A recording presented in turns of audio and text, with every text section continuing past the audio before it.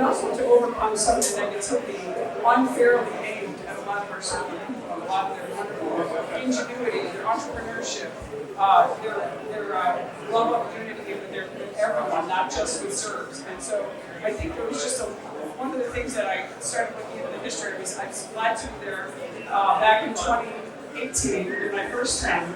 I was actually able to be at a special ceremony in Washington celebrating the Serbs from July 28, 1918, where the Serbian flag, other than the American flag, is the only flag to have flown over the White House. Yes! And that was because of the great ally that Serbia has been to the United States over all these years.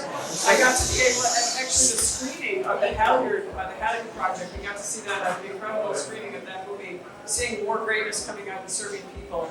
And I started to realize there's a lot of unfair stories out there about what was happening. And so on foreign affairs, as you know, there are some of your enemies, I think, to use that harsh term, some of the regional issues that are happening in the Balkans.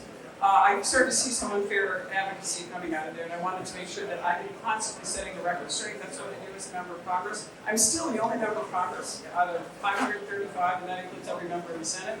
I explain every vote that I take on the House floor in detail. I have 100,000 or 100,000 people from all around the country who follow, even some overseas, who follow my vote explanations because they want to know. I try to, and obviously I'm a partisan, I'm a Republican. Not the partisan, but I'm a Republican. So it's not my favorite soccer team either. So I try to do that because I want to make sure that we are always telling the truth.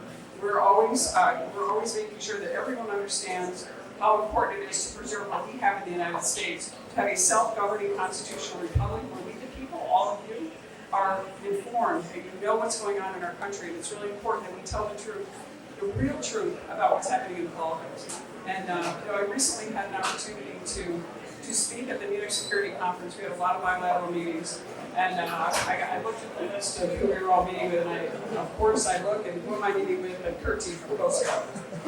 So I did a lot of research on it. I put it together. I had a very aggressive, I would say, maybe assertive, maybe not so aggressive meeting with him about laying forth the facts, some of the unfairness, the failure of Kurti to live up to many of the agreements, including the Brussels Accords. So we did a bill to make sure that they're living up to their end of the bargain on that.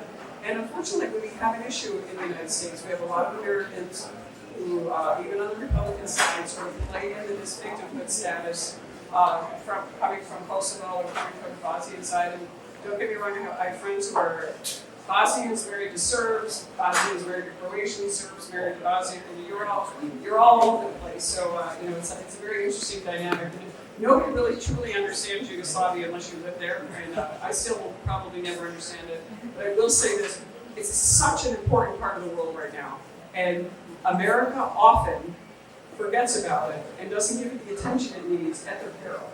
And we saw World War I, we see problems with the Bosnian War, we see World War II, all these issues, something has to do with the Balkans. The Balkans are critical in all this. It's strategically important, economically important, and we really appreciate the role that Serbia has played to rise above all of these, the past